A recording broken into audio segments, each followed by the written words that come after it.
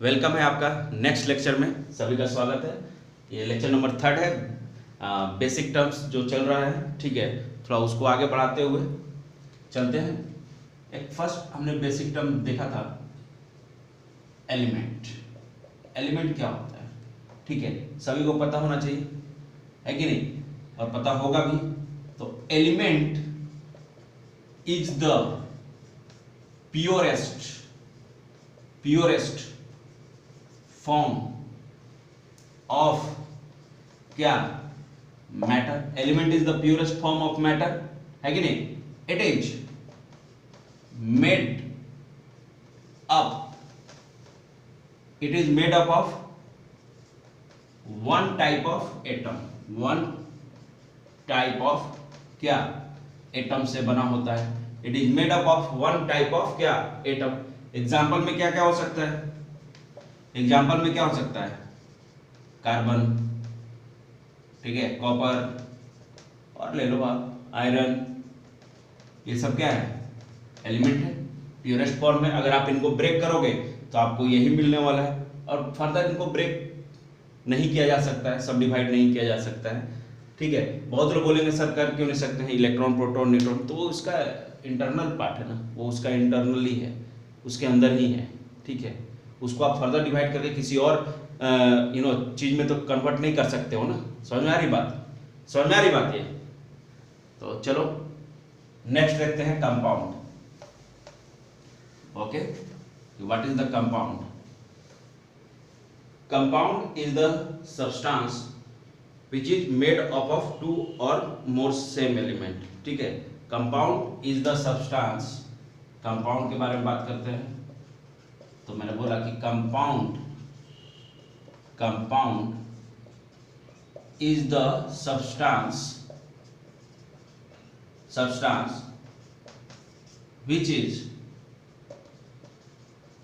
made up of same or different type of element. Compound is the substance which is made up of same or different type of element. It has a fixed ratio. It has a fixed ratio, ठीक है। इसका जैसे आप समझो, यहाँ पे अगर मैं वाटर ले लूं, H2O, एग्जाम्पल में मैंने क्या लिया है, वाटर। तो कहीं भी अगर वाटर अगर कहीं भी बनना है तो 2:1 के फॉर्म में होना चाहिए। मतलब कहने का मतलब 2 आपका किसके लिए, हाइड्रोजन के लिए, और 1 किसके लिए, ऑक्सीजन के लिए। समझ आ रही। तो इसका मतलब है कि 2 एटोमिसिटी हाइड्रोजन का होना चाहिए और 1 एटोमिसिटी किसका होना चाहिए, ऑक्सीजन का। तभी आपका क्या बनेगा, वाटर बनेगा, ठीक है। अब समझना है थोड़ा, एटोमिसिटी किसको कहते हैं। अगर मैं समझाऊं तुम्हें, ये हटा दूं, समझ में आ रहा है सबको। चलो, अगर मैं बेटा यहां पे बताऊं तुम्हें कि एटोमिसिटी किसे कहते हैं, CO2 है, ये भी एक कंपाउंड है। तो यहां कार्बन का कितना एटोमिसिटी है, 1, और ऑक्सीजन का कितना है, 2। दिस इज कॉल्ड एटोमिसिटी, ठीक है। दिस इज कॉल्ड क्या, एटोमिसिटी। कितना एटम पार्टिसिपेट कर रहा है उस कंपाउंड के अंदर, उस एलिमेंट का, वो उसका क्या कहलाता है, एटोमिसिटी कहलाता है। क्लियर है बात, सबको क्लियर है बात कि एटोमिसिटी क्या होता है। ये बेसिक बातें हैं, सबको आनी चाहिए, है कि नहीं। चलिए नेक्स्ट देखते हैं, मिक्सचर के बारे में। चलो, ये समझ में आ गई, क्लियर है सबको। चलो नेक्स्ट, मिक्सचर हमने पढ़ा था 2 टाइप का होता है, होमोजीनियस और क्या, हेट्रोजीनियस, ठीक है। मिक्सचर हम जानते हैं, ठीक है, कि ये भी मोर देन 2 एलिमेंट से मिल के बना होता है, बट ये फिक्स्ड रेशियो में नहीं होता है, ठीक है। तो यहाँ पे हमने 2 टाइप लिखा था मिक्सचर का। तो फर्स्ट टाइप को देखते हैं, होमोजीनियस क्या, मिक्सचर।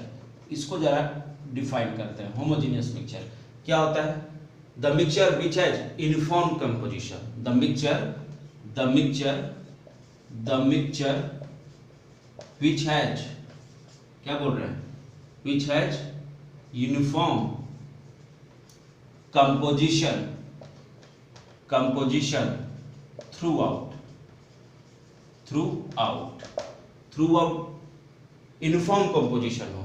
जैसे एग्जाम्पल अगर तुमको दे, मैं एग्जाम्पल दूं तुम्हें, तो शुगर सॉल्यूशन अगर मैं लिया, जूस समझो, आप बहुत बार बनाए होंगे है कि नहीं घर में। अरे चीनी का घोल, चीनी मिलाकर उसका शरबत बनाते हैं ना, पीते हैं हम लोग जूस।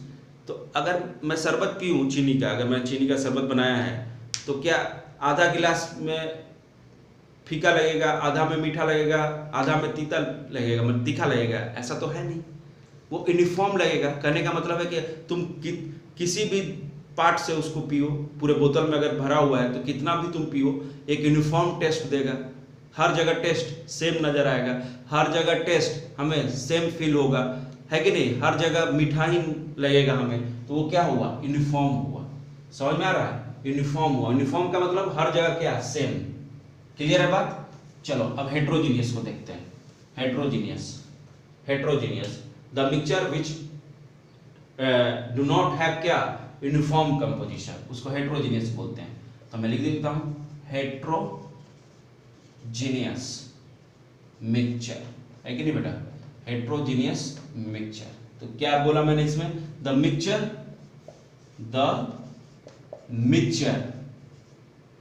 क्या, which do not have, the mixture which do not have क्या, uniform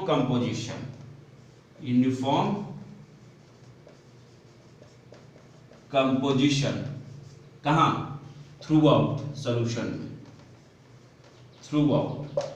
the mixture which do not have uniform composition through out, कहने का मतलब है कि यहां पे uniform composition through out in the solution नहीं होता है।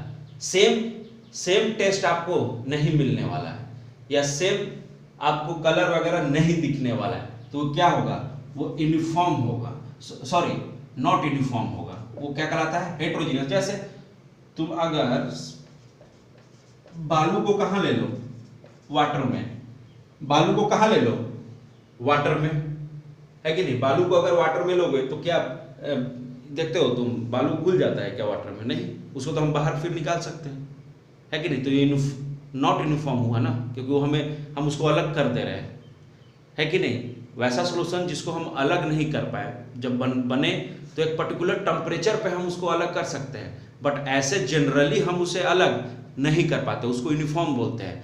बट नॉट यूनिफॉर्म उसको बोलते हैं जिसको जनरली हम अलग करते हैं, उसके लिए एक फिक्स टेम्परेचर या प्रेशर की रिक्वायरमेंट नहीं हो, तो उसे नॉट यूनिफॉर्म बोलते हैं, या हेट्रोजीनियस मिक्सचर बोलते हैं। पहला एग्जांपल सैंड इन वाटर, दूसरा मिल्क, याद रखना मिल्क एक हेट्रोजीनियस है, बहुत लोगों को कंफ्यूजन होता है, तो इस बात का ध्यान रखिएगा। फिर क्या है बोलिए, पेंट भी होता है। फिर आप क्या ले सकते हैं, ये हो गया। फिर आप जेल्स, अरे जेली है ना, फिर क्या ले सकते हैं आप, फोम, ये सब क्या है, हेट्रोजीनियस है। ठीक है, क्लियर है सबको? चलिए ये हटा दूं।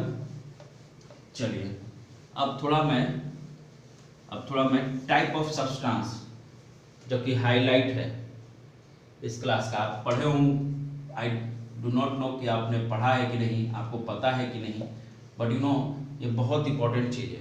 ठीक है, तो टाइप्स ऑफ क्या, सब्सटेंस, टाइप्स ऑफ सब्सटेंस की बात करते हैं। यू नो 3 पार्ट में तोड़ा गया है टाइप ऑफ सब्सटेंस को। पहला है एफ्लोरोसेंट, ठीक है, पहला है एफ्लोरोसेंट, ठीक है, उसको मैं लिखता हूं एफ्लोरोसेंट, EFF, ठीक है, LORE, है ना, SCENT, एफ्लोरोसेंट सब्सटेंस, एफ्लोरोसेंट सब्सटेंस। मैं 10 बार बोलूंगा कि आपको याद हो जाए। एफ्लोरोसेंट सब्सटेंस, व्हेन, डिफिनेशन लिखेंगे, क्या लिखूंगा, व्हेन सम सब्सटेंस, ठीक है बेटा, सम सब्सटेंस आर क्या बोलूंगा, exposed to air, they lose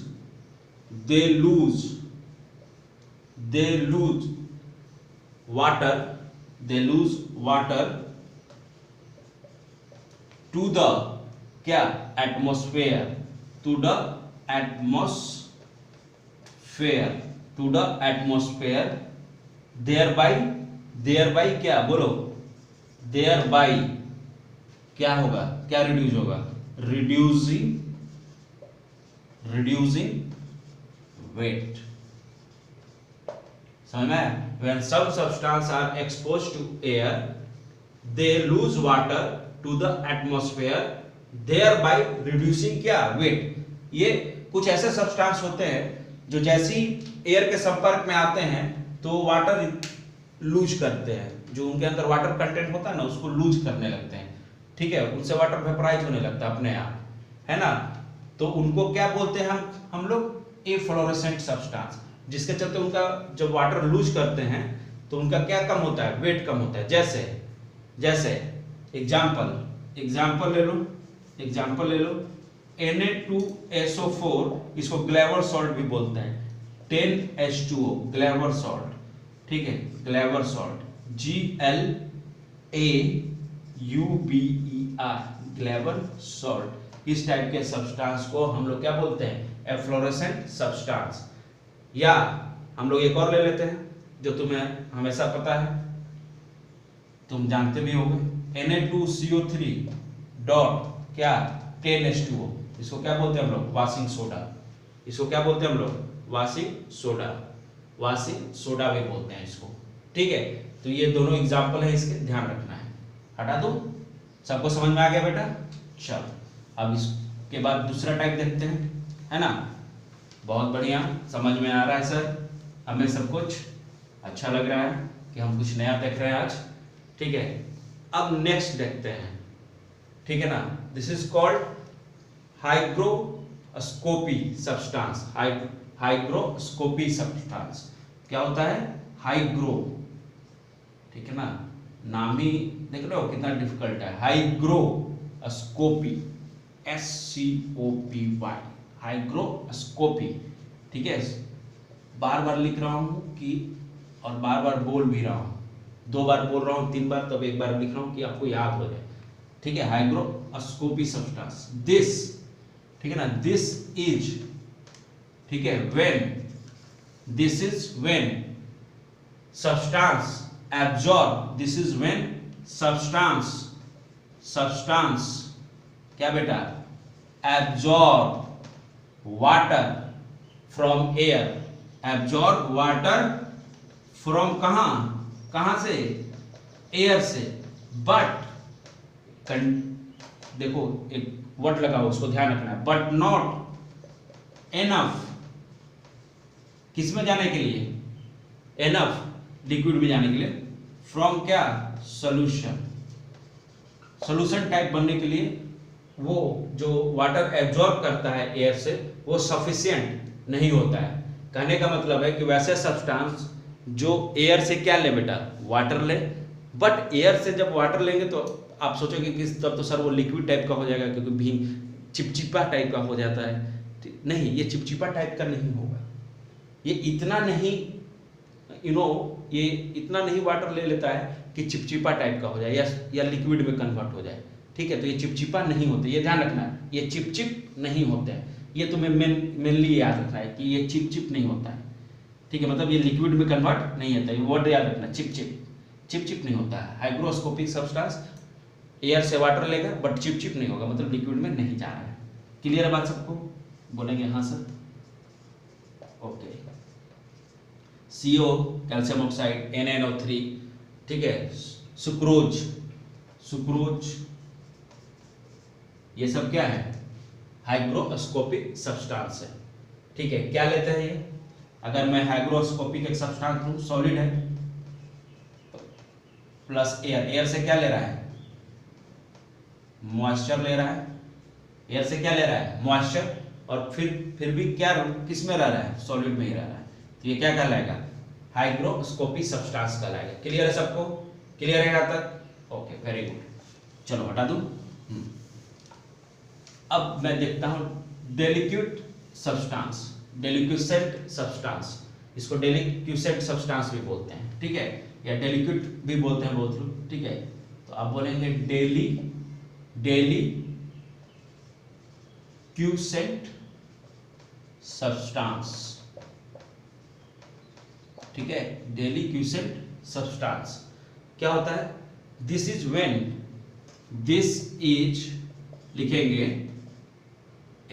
this is when क्या, this is when contain, this is when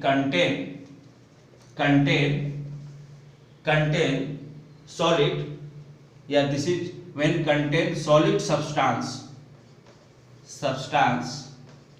this is when contain solid substance when exposed to क्या बेटा, air absorb क्या, water ये भी ऑब्जॉर्व किया, absorb water enough to form क्या, बोलो solution, enough to form मतलब ये चिपचिप हो गया। This is when contain solid substance when exposed to air absorb water enough to form क्या, solution, enough to form solution। समझना है बात को। इसमें एग्जांपल क्या लूंगा, बोलो क्या क्या ले लूं, NaOH है कि नहीं, और क्या लिख सकता हूं, बोलो CaCl, और क्या लिख सकता हूं, बोलो और कुछ, चलो देख समझना है कि ऐसा क्या होगा। यू नो सॉलिड है, एयर के संपर्क में आया तो ये किस में कन्वर्ट हो रहा है, वो चिपचिप वाला सब्सटेंस है, मतलब धीरे धीरे किस में जा रहा है, लिक्विड की तरफ जा रहा है, ठीक है। एयर से क्या लिया है, मॉइस्चर लिया है, एयर से क्या लिया है, मॉइस्चर लिया है, एयर से क्या लिया है, मॉइस्चर लिया है, मतलब पिच वाला जो चिपचिप वाला सब्सटेंस है ना, पिच वाला सब्सटेंस, मतलब जिसमें क्या हो जाता है, गीलापन आ जाता है। जैसे तुम बचपन देखोगे मम्मी लोग बोलती थी ना, ए चीनी का डब्बा बंद रखना, चीनी लिया है तो उसको एयर टाइट बंद रखो, क्यों, क्योंकि चीनी जैसे ही एयर के संपर्क में आता है ना तो उससे क्या लेता है, वो वाटर लेता है, और वो क्या होता है, मॉइस्चर, वाटर, समझ रहे हो, मॉइस्चर लेगा और क्या हो जाता है, मॉइस्ट हो जाता है। जब उठा के कुछ देर बाद देखो ना तो चीनी पिघलने लगता है ना, चीनी क्या हो जाता है, पिघल जाता है, तो उसी को हम लोग क्या बोलते हैं, डेलिक्यूसेंट सब्सटेंस। चलिए अब नेक्स्ट देखते हैं हम लोग नेक्स्ट देखते हैं, ठीक है। टाइप ऑफ सब्सटेंस हमने देख लिया, ठीक है, मिक्सचर देख लिया है कि नहीं, हमने कंपाउंड देखा, उसमें एटॉमिसिटी देख लिया, एलिमेंट देख लिया, ठीक है। चलिए अब नेक्स्ट देखते हैं हम लोग सिग्निफिकेंट फिगर, ये भी बहुत इंपॉर्टेंट है, और यू नो IIT JEE और नीट दोनों में यहाँ से क्वेश्चन आ चुका है। आप सोचिए इतना बेसिक बात है बट उससे भी क्वेश्चन आ जाता है, क्योंकि कुछ ना कुछ कंसेप्ट टेढ़ा भी होता है, उसी से क्वेश्चन आता है, तो ये ध्यान देना है, ठीक है। मैंने बोला था ना कि आपको कुछ अलग टाइप से पढ़ाया जाएगा। सिग्निफिकेंट ध्यान देना है, सिग्निफिकेंट है कि नहीं, फिगर्स, इसको क्या बोलते हैं, सिग्निफिकेंट फिगर्स, ध्यान देना है, सिग्निफिकेंट फिगर्स। यहाँ पे बोलूंगा सिग्निफिकेंट क्या, फिगर्स, सिग्निफिकेंट फिगर्स है ना बेटा, सिग्निफिकेंट फिगर्स मेथड या सिग्निफिकेंट फिगर इंक्लूड्स, ऐसे लिखो, इंक्लूड्स all those digit है ना, a significant figure includes all those digits that are known with क्या, certainty, ठीक है, सर्टेन है, प्लस क्या, वन मोर, समझना है इसको, one more which is uncertain और क्या, एस्टिमेटेड। पहली बात को सिग्निफिकेंट फिगर उस डिजिट को इंक्लूड करता है जो क्या हो, सर्टेन हो, प्लस एक दो ऐसे भी वैल्यूज होते हैं जो अनसर्टेन हो या एस्टिमेट लगाए गए हो हमारे द्वारा कि ये हो सकता है सर्टेनिटी के बाद। समझ में आ रही बात? तो इस टाइप के फिगर को हम लोग क्या बोलते हैं? Significant figure. ठीक है, तो ध्यान देना है। एक और पॉइंट लिख रहा हूं मैं, ग्रेटर द नंबर ऑफ, मैं बोल रहा हूं greater the number of significant figure, ठीक है ना, फिगर्स, ध्यान रखना, greater the number of significant figure, a smaller, क्या स्मॉलर हो जाएगा? A smaller is the uncertainty, uncertainty घट जाएगा। A smaller is the uncertainty. जितना अधिक सिग्निफिकेंट बढ़ता जाएगा, जितना अधिक सिग्निफिकेंट नंबर बढ़ेगा उतना ही अनसर्टेनिटी क्या होता है आपका? घटता है। क्लियर बात? कोई दिक्कत यहां तक नहीं? चलो समझ में आ रही बात? हटा दूं, दोनों पॉइंट लिख लो।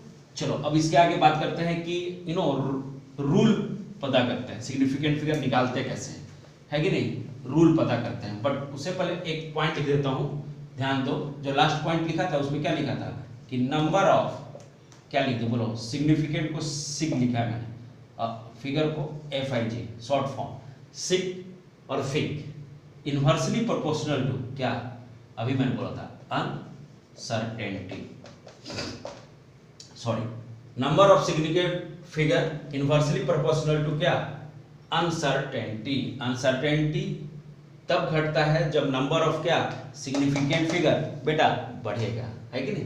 चलो बहुत अच्छी बात। चलिए अब हम लोग रूल्स देखते हैं, क्योंकि मेनली यही जानना है हमें, है कि नहीं? रूल्स टू डिटरमाइन क्या बेटा, डिटरमाइन सिग्निफिकेंट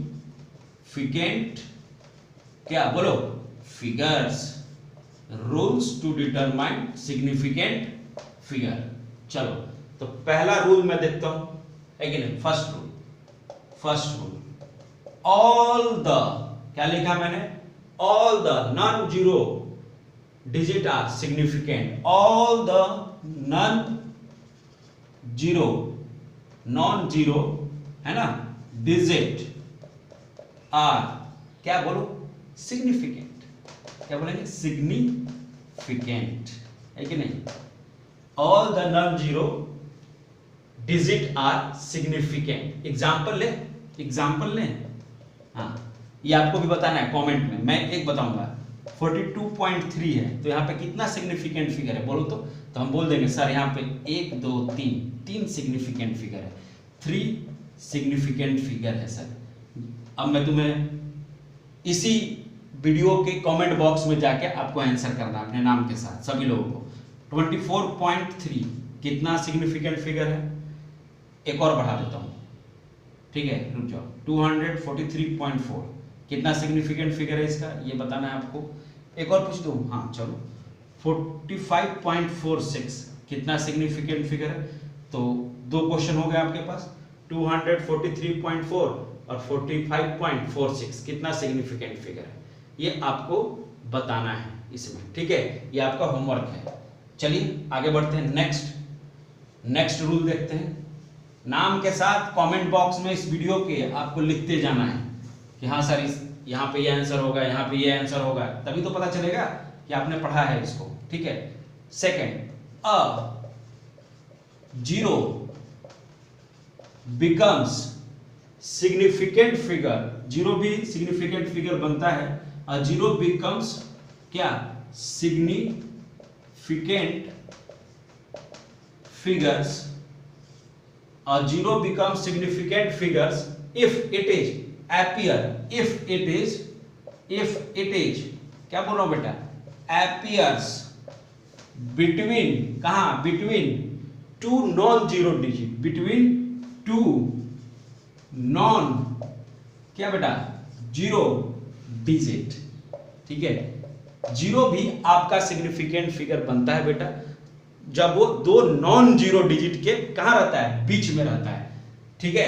तो अगर हम जरा देखें एग्जांपल में, ठीक है, एग्जांपल देखें, एग्जांपल तो हम लिखता हूँ 5.03। अरे भाई ये नॉन जीरो है, ये भी नॉन जीरो है कि नहीं? तो यहाँ पे सिग्निफिकेंट फिगर कितना होगा 1 2 3, क्योंकि अब जीरो भी काउंट हो रहा है।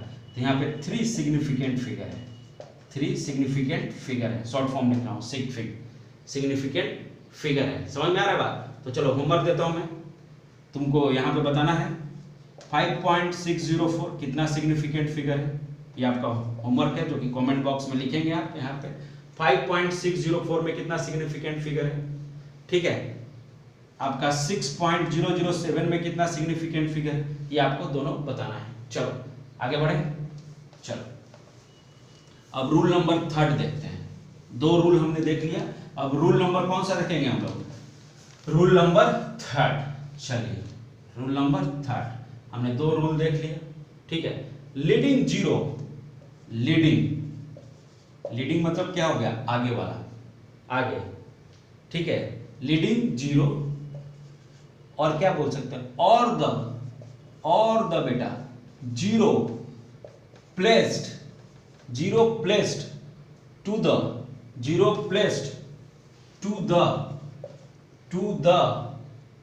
The left of the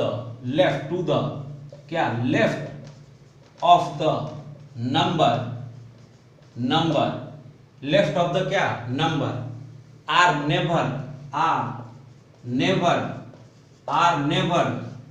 are never significant, ये सिग्निफिकेंट नहीं होता है। जैसे एग्जांपल ले लूं मैं 0.143 कितना होगा सिग्निफिकेंट फिगर? क्योंकि ये तो नहीं होगा, क्योंकि ये आगे है नंबर्स के, तो ये सिग्निफिकेंट फिगर नहीं होगा। तो कितना होगा बोलो? 3 सिग्निफिकेंट फिगर। ऐसा लिखो। एक होमवर्क दे रहा हूं मैं 0.045, यहाँ पे कितना सिग्निफिकेंट फिगर होगा ये आपको बताना है। ये आपका होमवर्क है कि कितना यहाँ पे 0.045 में 3rd नंबर जो रूल है उसके अंदर ऐसे ही आंसर देना है कि रूल नंबर 1 में जो आपने पूछा था उसका आंसर ये होगा, रूल 2 में जो पूछा था उन दोनों का आंसर ये होगा, रूल 3 में आपने एक क्वेश्चन पूछा उसका आंसर ये होगा, है कि नहीं? चलो आगे बढ़ते हैं, रूल 4 की तरफ चलते हैं, है ना? रूल 4 को देखते हैं। ठीक है, रूल 4। ठीक है, मैंने लिखा ट्रेलिंग मतलब, अरे ट्रेल मतलब पीछे, ट्रेलिंग जीरो और the zero placed to the right of decimal, place to the right of क्या? डेसिमल समझना। आर क्या बोल रहा हूं? सिग्निफिकेंट, कहने का मतलब है कि जो राइट हैंड साइड में प्लेस रहेंगे किसके? डेसिमल के बाद, वो सिग्निफिकेंट फिगर में काउंट होंगे। जैसे एग्जाम्पल सर तुम तो बोलोगे सर बहुत इजी है, यहीं से क्वेश्चन आ गया था, पूछूंगा मैं क्वेश्चन। कितना यहाँ पे कितना होगा बोलो? 4 सिग्निफिकेंट फिगर। कितना होगा? 4 सिग्निफिकेंट फिगर, है कि नहीं? यहाँ पे कितना सिग्निफिकेंट फिगर है? 4 है, क्योंकि 0 भी इंक्लूड हो गया है। चले, है कि नहीं? 4th हो गया। 5th देखते हैं, 5th को देखते हैं। ठीक है, 5th, हाँ चलो थोड़ा समझते हैं। ठीक है, ये समझने वाला है, यहीं से क्वेश्चन आता है, इसी रूल से क्वेश्चन आ गया था। इफ अ नंबर्स, देखना ध्यान देना, नंबर्स आ गया। If a numbers ends in zeros, है ना? but these, समझ रहे? but these zeros are not to the right, not to the right of क्या? डेसिमल, समझ में आ रहा है? पॉइंट, ये ध्यान देना, डेसिमल पॉइंट। these zeros, यही से क्वेश्चन आया था। these zeros may और मे नॉट बी, मे और मे नॉट बी क्या आपका सिग्निफिकेंट। ये बहुत इंपॉर्टेंट है नीट और जेईई के लिए, ये ध्यान देना, क्वेश्चन यहीं से आया था, समझना यहाँ पर। अगर मान लो कि मैंने एक नंबर लिया है, ठीक है, मैंने एक नंबर लिया है, मान लो कुछ ऐसा लिया मैंने 11400 ग्राम है, कुछ सामान है वो इतना ग्राम है, ठीक है, तो इसमें कितना सिग्निफिकेंट फिगर बन सकता है? इसका 3 4 5 सिग्निफिकेंट हो सकते हैं, इसका 3 भी सिग्निफिकेंट फिगर हो सकता है, 4 भी हो सकता है। वो कैसे? अगर मैं दिखाऊं तो इट रिटन बी लाइक, ये कैसे लिखा जा सकता है? ऐसे भी लिखा सकता है 1.14 इंटू 10⁴ ग्राम। तो यहाँ सिग्निफिकेंट फिगर कितना हो गया देखो, तो यहाँ सिग्निफिकेंट फिगर कितना हो गया 3। अगर मैं इसको ऐसे लिख दूं 1.140 इंटू 10⁻³ ग्राम, तो यहाँ पे कितना हो गया देखो, तो 4 हो गया सिग्निफिकेंट फिगर। तो यहाँ पे इसका मतलब है कि इस तरह के नंबर को, जब इस टाइप का नंबर आएगा तो इस टाइप के नंबर को हमें सिग्निफिकेंट फिगर बना के देखना होगा कि कितना तरह का बन सकता है, तब हम टिक मारेंगे ऑप्शन में। समझ में आ रही बात? ये बहुत क्रूशियल है, ये ध्यान देना है, सबको याद रखना है, क्योंकि ये बहुत ज़्यादा इंपॉर्टेंट है, ठीक है, बहुत ज़्यादा इंपॉर्टेंट है। मैं स्टार मार्क लगा देता हूँ, ठीक है। क्वेश्चन यहीं से आया था, चाहे वो नीट हो चाहे जेईई हो, ठीक है। और क्वेश्चन क्या आया था वो भी मैं लास्ट में दूंगा, और आपको बनाना है और कमेंट बॉक्स में आंसर करना है, ठीक है, ये ध्यान रखना है अपने नाम के साथ। चलो लास्ट रूल 6, ठीक है। Counting number of objects, counting number of, क्या बोल रहा हूं मैं, of objects, counting number of objects, बहुत गर्मी है, ऑब्जेक्ट्स है ना, have counting number of objects have infinite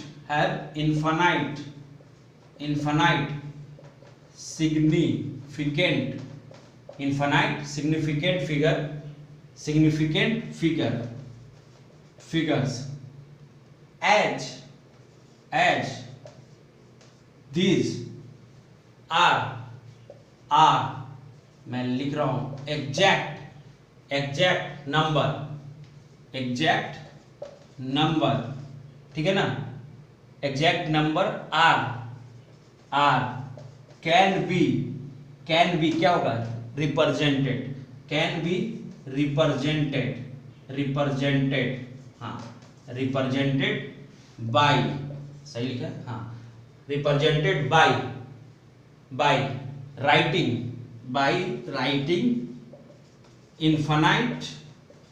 infinite है ना, numbers of zeros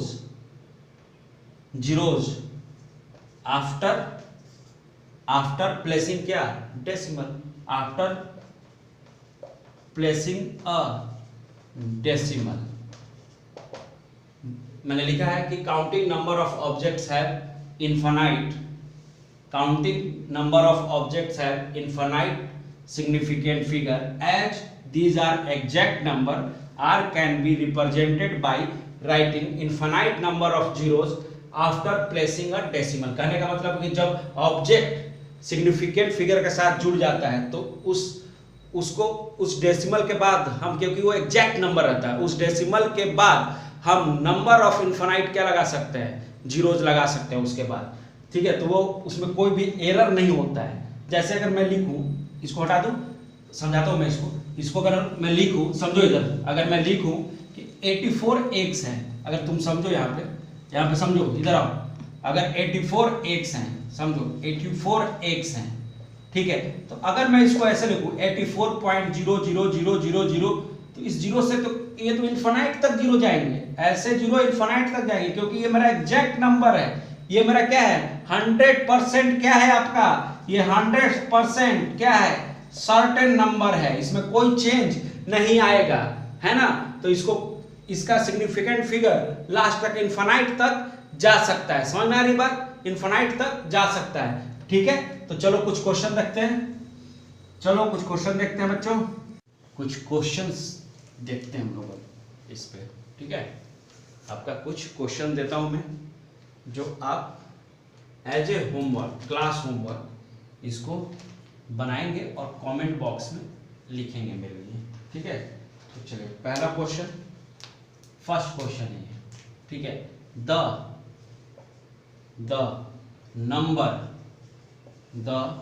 number of significant figure, the number of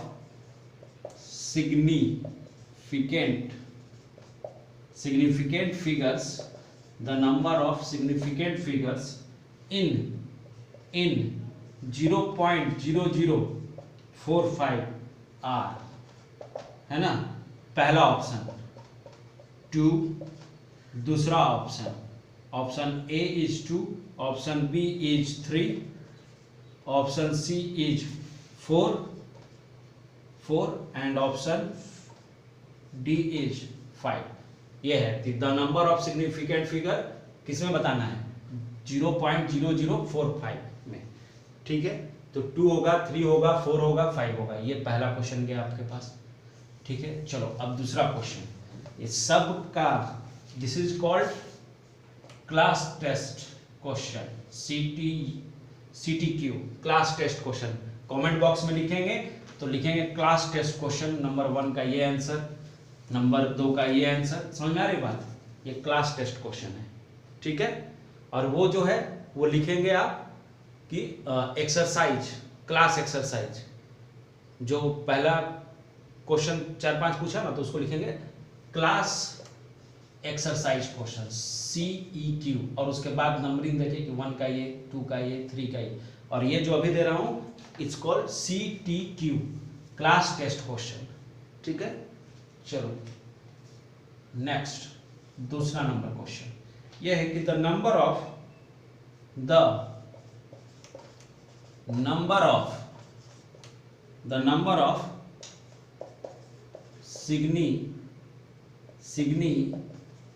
significant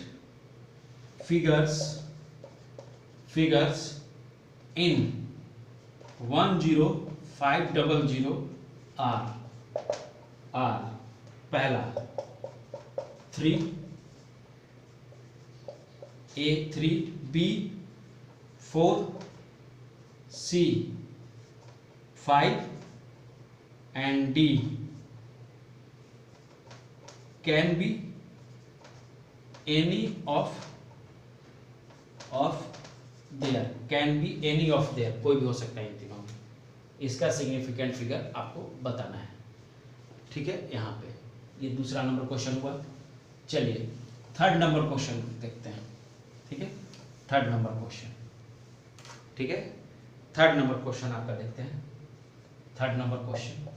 चलिए थर्ड नंबर क्वेश्चन में है आपका 5.041 has how many significant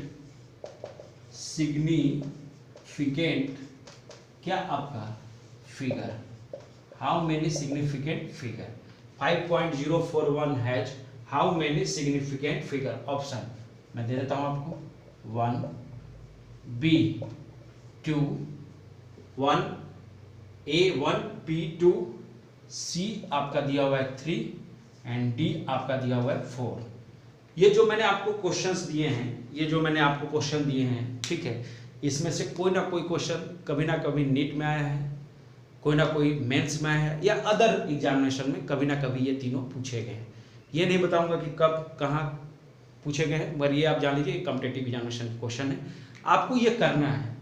क्योंकि मैंने क्लास एक्सरसाइज क्वेश्चन में आपको बेसिक बता दिया है और वहाँ भी होमवर्क दिया है, प्लस में अभी भी 3 होमवर्क दिया है जिसको मैं क्या बोल रहा हूँ, क्लास टेस्ट एक्सरसाइज, ठीक है। ये सारे क्वेश्चन आपको कमेंट बॉक्स में विथ योर नेम, सारे बच्चों को, जो भी बच्चे पढ़ रहे हैं, इस वीडियो को देख रहे हैं, आपको कमेंट बॉक्स में जरूर लिखना है बच्चों, ठीक है। क्लियर है सबको, ठीक है बेटा। अब हम लोग नेक्स्ट लेक्चर में आपका, ठीक है ना, कुछ लॉज पढ़ेंगे।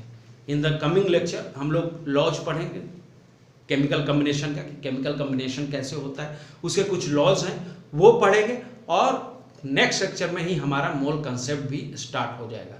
ठीक है, तो ये मोल आपका प्योर केमिस्ट्री स्टार्ट हो चुका है। ठीक है, तो आपको एकदम अब रिजिड होके फोकस रहना है अपने सिलेबस पे, क्योंकि याद रखिए एक बात, 10th से 11th, अगर जिसका 10th से 11th जिसका गायब हुआ उसका आपको बहुत मेहनत करना पड़ेगा 12 में जेईई मेन या नीट निकालने के लिए, बहुत अधिक मेहनत करना पड़ेगा।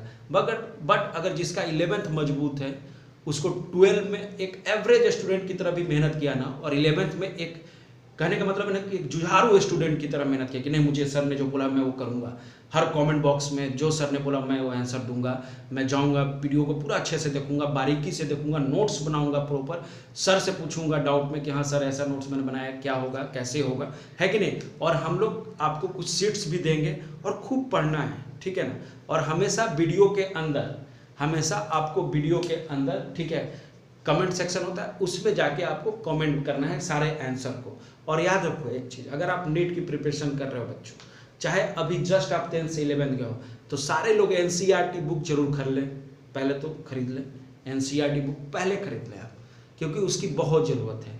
You know in the NEET NCERT से बहुत क्वेश्चन आते हैं, कहने का मतलब उसके कंसेप्ट से उसी टाइप के, ठीक है, तो हमें उस पर बहुत ध्यान रखना है, और जेईई मेन के लिए भी, ठीक है। तो आप लोग प्रिपेयर रहें, ठीक है। तो मिलते हैं इन द नेक्स्ट क्लास, ठीक है। इन द नेक्स्ट क्लास में आपको कुछ बुक्स रिकमेंड करूंगा, या जब हम लोग मिलेंगे ऑनलाइन, ठीक है, डाउट सेशन में, तब मैं रिकमेंड कर दूंगा। थैंक यू सो मच, मिलते हैं नेक्स्ट क्लास में।